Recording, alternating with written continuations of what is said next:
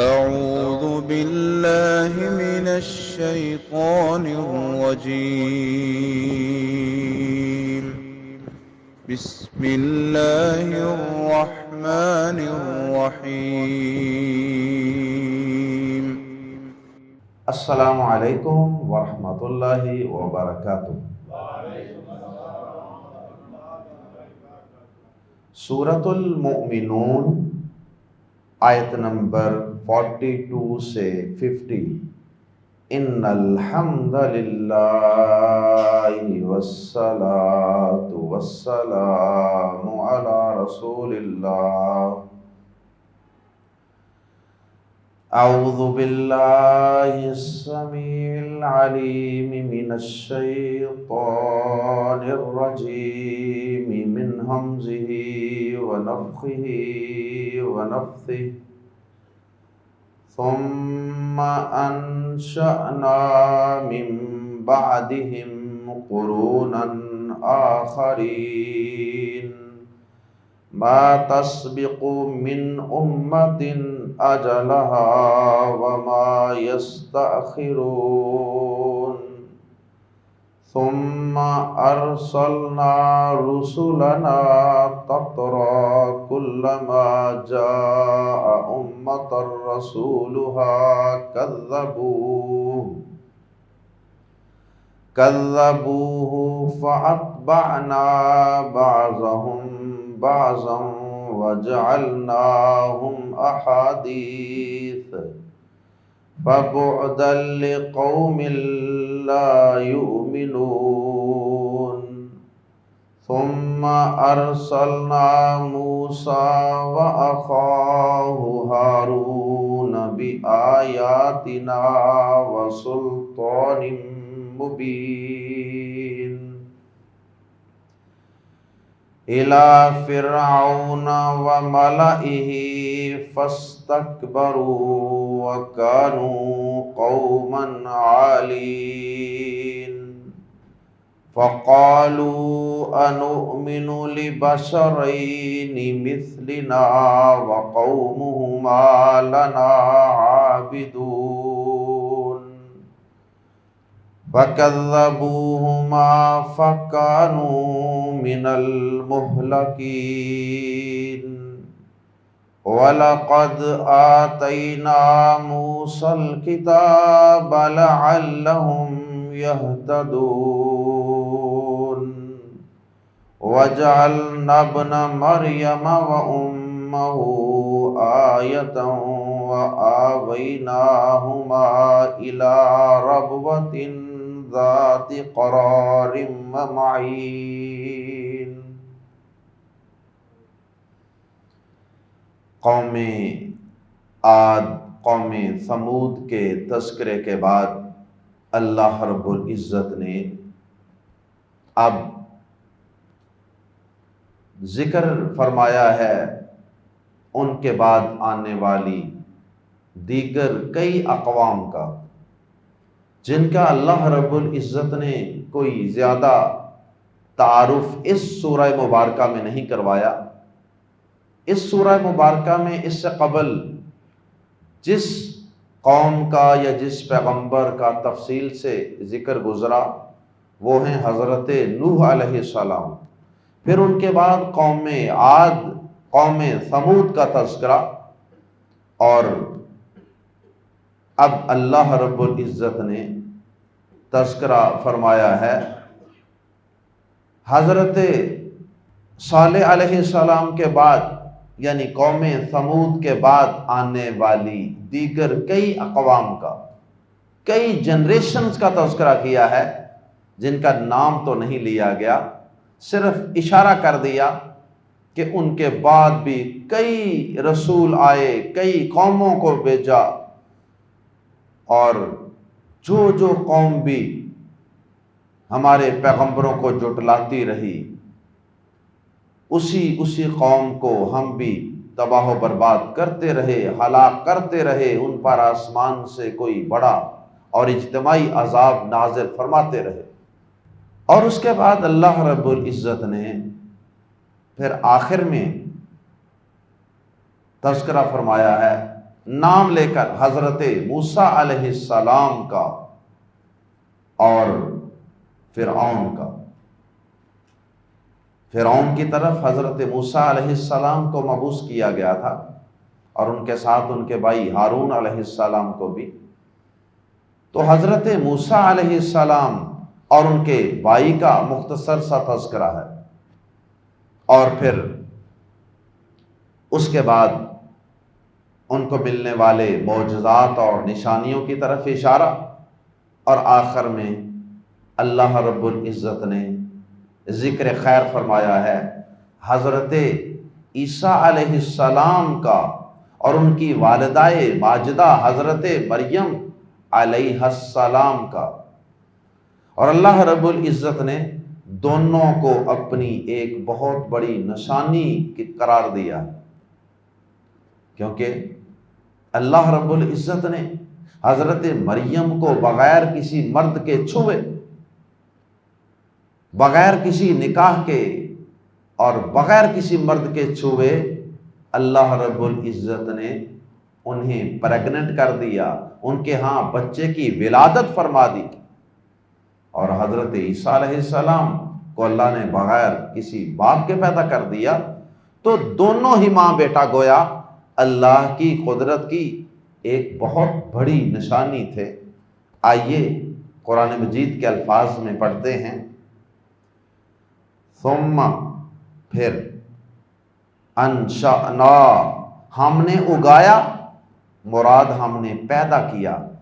جب یہی لفظ نباتات کے لیے آتا ہے، پودوں وغیرہ کے لیے آتا ہے، پلانٹس کے لیے، تو پھر ہم کہتے ہیں پھر اگایا، لیکن جب انسانوں کے لیے آتا ہے تو پھر اس کا ترجمہ انسانوں کو زمین سے اگایا نہیں جاتا، اس لیے اس کا ترجمہ اردو زبان کے اسلوب کے مطابق ہم کرتے ہیں، پھر پیدا کیا ہم نے، ثم انشأنا پھر ہم نے پیدا کیا، من بعدہم ان کے بعد، جن لوگوں کا تذکرہ گزشتہ آیات میں ہوا، جن کو ایک زوردار چیخ کے ساتھ ہلاک کر دیا گیا تھا۔ اللہ اکبر، ثم انشأنا من بعدہم پھر ہم نے پیدا کیے ان کے بعد، قرونن قرن کی جمع، قرن جنریشن، کسی زمانے کے لوگ، قرونن جمع، قرونن آخرین کچھ اور لوگ، اور زمانوں کے لوگ پیدا کیے، جنریشنز آف ادرس پیدا کی ہم نے، ما تسبقو، ابھی اللہ پاک بہتر جانتا ہے کہ یہ درمیان میں کتنی صدیاں، کتنا لمبا عرصہ گزرا، اور کتنی کو اقوام اللہ پاک نے پیدا فرمائیں اور ان کی طرف رشد و ہدایت کے لیے نبی رسول مبعوث فرمائے، لیکن وہ ایمان نہیں لائیں، یا ان میں سے بہت تھوڑے لوگ اس پیغمبر پر ایمان لائے، باقی لوگوں کو اللہ نے ہلاک کر دیا، جیسا کہ اگلی آیت میں اشارہ ہے، ما تسبقو نہیں سبقت لے جاتی، نہیں آگے بڑھتی، من امت کوئی امت، اجلا ہا اجل وقت مقرر، اجلا ہا اپنے وقت سے، وما یستاخرون اور نہ وہ پیچھے رہتے ہیں، اور نہ ہی اس قوم کے لوگ پیچھے رہتے ہیں۔ پہلے امتن کا لفظ بول کے اس کے ساتھ تسبقو اس کے مطابق صیغہ استعمال کیا کہ کوئی امت، کوئی قوم اپنے وقت سے آگے نہیں بڑھتی، اور بعد میں یستاخرون میں اس قوم کے افراد کا صیغہ استعمال کر دیا، وما یستاخرون اور نہ وہ پیچھے رہتے ہیں۔ کیا مطلب؟ کہ ہر قوم کا ایک وقت مقرر کیا ہوا کہ یہ قوم اتنی دیر تک اس زمین پہ آباد رہے گی، اس کے بعد اس قوم کی تباہی، بربادی اور ہلاکت کا وقت آ جائے۔ اللہ پاک فرماتے ہیں کہ جتنا ہم نے وقت مقرر کر رکھا تھا نا ہر قوم کا، اتنا ہی وہ قوم وقت گزار کے اس دنیا سے گئی، اس میں کوئی ایک لحظہ بھی، ایک لمحہ بھی، ایک مومنٹ بھی اضافہ یا کمی نہیں ہوئی۔ ہمارے وقت مقرر پر ہی ان پر عذاب آیا۔ تو اللہ پاک نے ہر انسان کو اور ہر امت اور ہر قوم کو ایک مہلت دی ہوئی، ایک وقت دیا ہوا ہے جس سے میں اور آپ بھی گزر رہے، اور یہ اس امت کا، اس قوم کا یا اس فرد کا ایک امتحان ہوا کرتا ہے۔ اس امتحان میں وہ کیا کرتے ہیں؟ اللہ اکبر۔ ثم پھر ارسلنا ہم نے بھیجے، رسولنا اپنے رسول، تترا پے در پہ، تترا پے در پہ، ایک کے بعد دوسرا، لگاتار، مسلسل، کنٹینیوسلی، ایک گیا دوسرا آ گیا، دوسرا گیا تیسرا آ گیا، یہ سلسلہ چلتا رہا۔ انسانوں کی رشد و ہدایت کے لیے رسول آتے رہے لگاتار۔ کلما، جب بھی کبھی، آیا، امتن، کسی امت کے پاس، رسولھا، اس امت کا رسول، کذبوا، تو انہوں نے جھٹلا دیا، ڈینائی کر دیا، اسے، اس رسول کو، فا، تو، اتبعنا، تو ہم نے پیچھے لگا دیا، بعضہم، ان کے بعض کو، بعضاً، بعض کے، تو ہم نے ان کے بعض کو بعض کے پیچھے لگا دیا کا مطلب کہ جس طرح ایک کے بعد دوسرا رسول آتا رہا اور دوسرے کے بعد تیسرا، تیسرے کے بعد چوتھا، تو ہم بھی ایسے ہی پیغمبروں کو جھٹلانے والوں کو ایک کے بعد دوسرا، دوسرے کے بعد تیسری قوم، تیسری کے بعد چوتھی قوم، ایک کے بعد دوسری، دوسری کے بعد تیسری، اسی طرح ہم ان کو ہلاک کرتے رہے۔ ایک کے بعد دوسری قوم کو ہم نے چلتا کیا، دوسری کے بعد تیسری کو ہم نے چلتا کیا، اور ہم نے ان کو ہلاک کر دیا، دنیا سے فارغ کر دیا، نام و نشان مٹا دیا۔ یہ مطلب ہے فَأَتْبَعْنَا بَعْضَهُمْ بَعْضًا، کہ ایک کے بعد کے پیچھے دوسرے کو لگا دیا، ہلاک ہونے کے لیے، تباہ ہونے کے لیے۔ وَجَعَلْنَا، اور ہم نے بنا دیا ہم انہیں، احادیثا، باتیں، بس احادیث عرف عام میں تو ہم پیارے نبی صلی اللہ علیہ وسلم کے فرامین کو، آپ کے اقوال و افعال کو کہتے ہیں نا احادیث، پیارے نبی کی باتوں کو۔ حدیث کا معنی لفظی ہوتا ہے بات، قرآن کو بھی حدیث کہا گیا ہے۔ اللہ نزل احسن الحدیث، اللہ نے سب سے بہترین بات نازل فرمائی ہے، یہ قرآن، سب سے بہترین حدیث وہ یہ قرآن۔ لیکن بعض الفاظ کے دو معنی ہوتے ہیں، ایک اس کا اصطلاحی معنی ہوتا ہے جو اس ٹرم کا کسی خاص فیلڈ میں معنی اور مفہوم سمجھا جاتا ہے، اور ایک ہوتا ہے اس کا لغوی معنی، اس کی لغت میں، ڈکشنری میں، زبان میں۔ تو یہاں اس کا لغوی معنی کیا جائے گا۔ احادیث کا معنی ہوتا ہے باتیں، قصے، کہانیاں، افسانے مراد ہیں۔ قصے، کہانیاں اور افسانوں پر بھی، سٹوریوں پر بھی یہ لفظ بولا جاتا ہے۔ وَجَعَلْنَاهُمْ، اور ہم نے بنا دیا انہیں، احادیثا، قصے، کہانیاں، افسانے۔ یعنی کیا مطلب کہ ان کا کوئی نام و نشان نہیں رہا، صرف قصے، کہانیاں ان کے بعد میں باقی رہ گئے کہ ایک قوم ہوتی تھی، وہ بڑی مضبوط تھی، بڑی طاقتور تھی، اللہ نے بڑا کچھ دیا تھا، پیغمبر فلاں آیا تھا اور پیغمبر نے دعوت دی تھی، انہوں نے جھٹلا دیا تھا، اللہ نے ان کو فنا کر دیا، ہلاک کر دیا، تباہ و برباد کر دیا، بس ان کے قصے کہانیاں باقی رہ گئے۔ قصے کہانیوں سے بڑھ کر ان کی کوئی چیز، کوئی نام و نشان اس زمین پر موجود ہی نہیں رہا، ایسا ہم نے ان کو مٹا دیا۔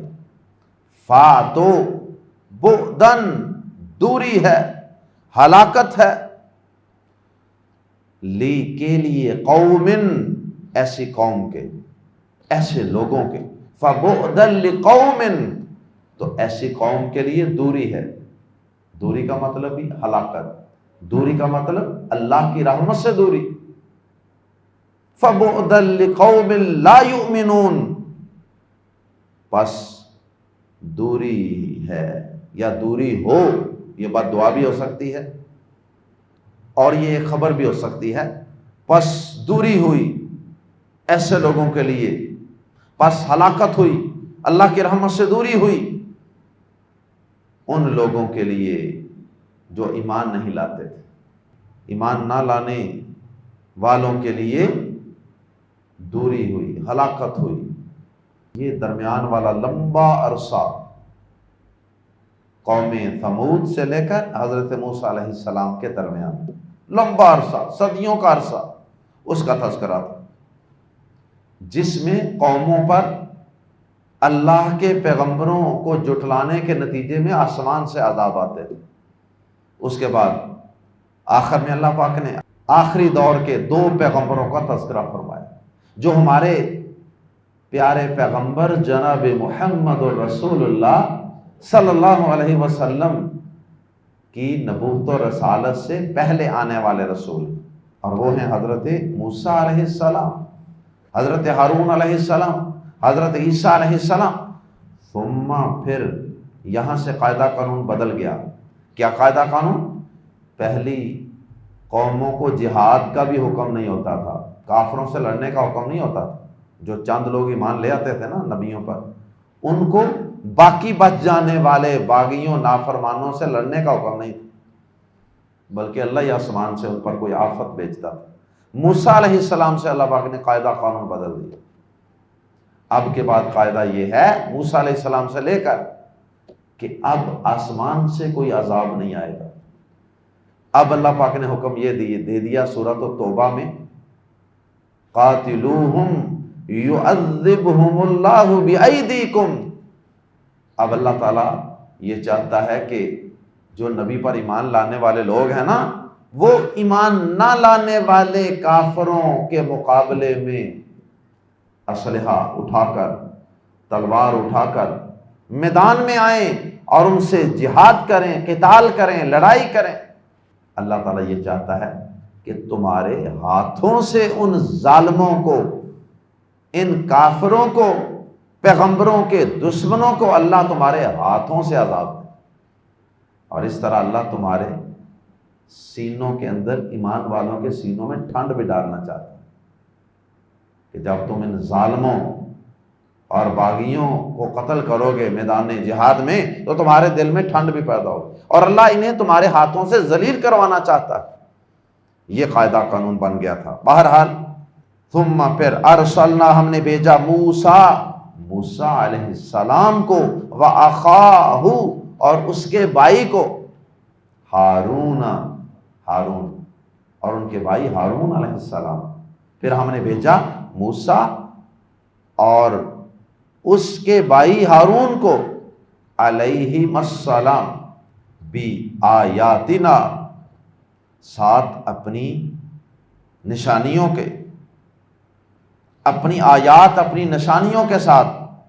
اور وہ نشانیاں کئی صورتوں میں ہم پڑھ چکے ہیں، سورۃ البقرہ سے لے کر یہ سلسلہ چل رہا ہے، وقتاً فوقتاً موسیٰ علیہ السلام کا ذکر قرآن میں آتا رہتا ہے۔ سب سے زیادہ حضرت موسیٰ علیہ السلام کا ہی ذکر ہے قرآن مجید۔ تو وہ نشانیاں کیا تھیں؟ سمندر کا پھٹ جانا، رستے کا بن جانا، من و سلوہ کا اترنا، اور پھر وہ پتھر کو عصا ماری اور اس میں سے 12 چشموں کا پھوٹ پڑنا، اسی طرح وہ سائبان کی طرح بادلوں کا اس قوم پر سایہ کرنا، اور اسی طرح وہ عصا، لاٹھی اور ید بیضاء، یہ ساری چیزیں نشانیاں ہی تھیں۔ اور بھی کئی نشانیاں تھیں اور ہم نے موسیٰ اور اس کے بھائی ہارون کو اپنی آیات دے کر بھیجا، وَسُلْطَانٍ مُبِينٍ، اور سلطان غلبے کو کہتے ہیں، سلطان دلیل کو بھی کہتے ہیں۔ سلطان مبین کا معنی واضح دلیل، اور سلطان مبین کا معنی واضح غلبہ، برتری۔ تو یہاں غلبہ ہی مراد ہے، اور واضح غلبہ دے کر بھیجا موسیٰ، اور ہم نے موسیٰ علیہ السلام اور ان کے بھائی ہارون علیہ السلام کو اپنی نشانیاں اور واضح غلبہ دے کر بھیجا۔ اگرچہ وہ جو واضح غلبہ تھا وہ بھی ایک نشانی تھی، لیکن اس کی اہمیت کے پیش نظر اس کو الگ بھی ذکر کر دیا۔ اب وہ غلبہ کیا تھا؟ بڑا کلیئر واضح قسم کا غلبہ، کلیئر اتھارٹی۔ وہ کیا تھا؟ وہ جو اللہ پاک نے موسیٰ علیہ السلام، جن کے پاس کوئی فوج نہیں، کوئی لمبی چوڑی قوت طاقت نہیں، اور وہ ایک اتنے بڑے سرکش اور باغی بادشاہ فرعون کے سامنے سارا کچھ کرتے رہے، اس کے سامنے اللہ کی توحید بھی بیان کرتے رہے، اور اس کے سامنے برملا یہ بھی کہتے رہے کہ تو رب نہیں ہے، رب وہ آسمانوں والا ہے۔ کیا اس کے باوجود وہ فرعون موسیٰ علیہ السلام کا ایک بال بھی بیکا کر سکا؟ کچھ بگاڑ سکا؟ جس کو جی چاہتا تھا ظلم و ستم کر کے ہلاک کر دیتا تھا، جو بچہ بنی اسرائیل کے گھر پیدا ہوتا تھا اسے قتل کروا دیتا تھا۔ اتنا ظالم اور اتنا وہ غلبے اور طاقت والا تھا، لیکن یہ اللہ کی طرف سے خاص تائید تھی حضرت موسیٰ علیہ السلام اور حضرت ہارون علیہ السلام کے ساتھ۔ انہیں وہ باوجود مخالفت کے کچھ کہہ نہیں سکا، کچھ نہیں کہہ سکا، کچھ نہیں بگاڑ سکا ان کا۔ آخر وقت تک جادوگروں کے ساتھ مقابلے بھی کرواتا رہا، لیکن جس کو جی چاہتا تھا قتل کروا دیتا تھا، وہ موسیٰ علیہ السلام اور ہارون علیہ السلام کو کچھ نہیں کہہ سکا۔ یہ اللہ کی طرف سے ایک خاص غلبہ عطا کیا گیا تھا، ایک خاص رعب دبدبہ حضرت موسیٰ اور ہارون علیہ السلام کو عطا کیا گیا تھا۔ اللہ اکبر۔ تو یہ غالباً اسی کی طرف اشارہ ہے کہ ہم نے ان دونوں کو اپنی آیات اور واضح غلبہ دے کر بھیجا۔ اس لیے تو ڈر رہے تھے موسیٰ علیہ السلام اس کے دربار میں جا کر دعوت پیش کرنے سے، اس کے ظلم و ستم کی وجہ سے، لیکن اللہ پاک نے کہا کہ موسیٰ آپ چلیے، آپ ہارون کو ساتھ لے کے وہاں پہنچیے، انی معکما اسمع و ارا، میں تم دونوں کے ساتھ ہوں، تمہیں دیکھ بھی رہا ہوں اور تمہاری گفتگو ڈائلاگ کو، تمہاری دعوت اور تبلیغ کو سن بھی رہا ہوں۔ وہ تو فطری جو حالات تھے، فطری طور پہ جو ڈر خوف ہوتا ہے اس کی وجہ سے موسیٰ علیہ السلام کو تو ڈر تھا کہ پتہ نہیں وہ ظالم کیا کر دے گا، لیکن اللہ پاک جس کے ساتھ ہو، دنیا کا کوئی بڑے سے بڑا طاغوت، کوئی بڑے سے بڑا ظالم، کافر، فاجر، فاسق، بادشاہ، کوئی اس شخص کا کچھ نہیں بگاڑ سکتا اگر اللہ کی مدد انسان کے ساتھ ہو، جس کی بہت بڑی دلیل موسیٰ علیہ السلام اور ہارون علیہ السلام ہے۔ تو ہم نے بھیجا ان دونوں کو اپنی آیات اور واضح غلبہ دے کر الی فرعون، فرعون کی طرف، وہ مالائی ہی، اور اس کے سرداروں کی طرف، اور اس کے سرداروں کی طرف، فرعون کی طرف بھی، ویسے تو پوری قوم کی طرف، لیکن سردار لوگ جو ہوتے ہیں ان کا رول بڑا اہم ہوتا ہے نا، ان کو ذرا تھوڑی سی اہمیت زیادہ دینی ہوتی ہے دین کی دعوت پیش کرتے ہوئے بھی، تاکہ وہ تھوڑا سا اپنا پروٹوکول سمجھیں کہ ہمیں اہمیت دی گئی ہے اور وہ جلدی اسلام قبول کر لیں۔ وَمَلَئِهِ and his establishment، سرداروں سے مراد اس کی اسٹیبلشمنٹ جتنی تھی، اس کی حکومت کے جتنے عہدیداران وغیرہ تھے، وزیر مشیر، وہ بھی سارے اسی میں آتے ہیں۔ فاستکبروا، تو انہوں نے تکبر کیا، اپنے آپ کو بڑا سمجھا کہ یہ کون ہوتا ہے ہمیں سبق سنانے والا، ہمیں سبق پڑھانے والا۔ وَكَانُوا، اور وہ تھے، قَوْمًا عَالِينَ، سرکش لوگ، سرکشی اور بغاوت ان میں بھری ہوئی تھی، اس لیے انہوں نے تکبر کیا، کیونکہ وہ سرکش لوگ تھے اور وہ نہیں چاہتے تھے کہ وہ کسی کو فالو کریں، کسی پیغمبر رسول۔ فَقَالُوا، تو انہوں نے کہا، کیا نُؤْمِنُ، کیا ہم ایمان لے آئیں، لِبَشَرَيْنِ، دو انسانوں پر، ہم دو آدمیوں پر، مثلنا، جو ہمارے جیسے ہیں، کیا ہم اپنے جیسے دو بشروں پر، دو آدمیوں پر ایمان لیں؟ یہ وہی ذہنی الجھن ہے جس کا تذکرہ گزشتہ قوم عاد سمود کے تذکرے میں بھی ہم پڑھ چکے، اس سے پہلے حضرت نوح علیہ السلام کے قصے میں بھی پڑھ چکے ہیں۔ یہ تقریباً ہر رسول کو ہی اس چیز کا سامنا کرنا پڑا، اس کو فیس کرنا پڑا کہ اس رسول کے دور میں کافروں کی یہ ذہنی الجھن رہی کہ بشریت اور رسالت یہ دونوں اکٹھے کیسے ہو سکتے ہیں۔ اللہ اکبر۔ انہوں نے کہا کہ کیا ہم ایمان لے آئیں اپنے جیسے دو آدمیوں پر، وَقَوْمُهُمَا، واو جب کہ یا اور، قومہما، ان دونوں کی قوم، لنا ہمارے لیے، یا ہمارے، عابدون غلام ہیں،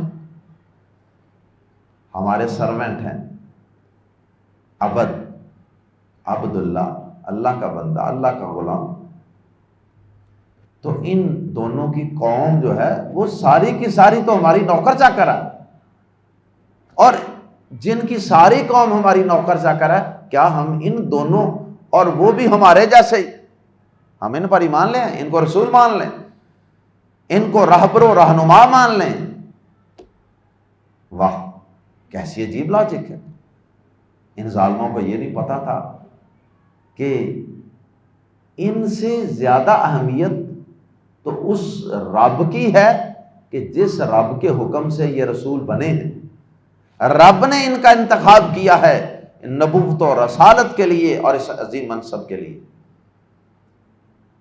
تو اللہ جس کو چاہے عزت عطا فرما دے، اللہ جس کو چاہے رفعت و بلندیاں عطا فرما دے۔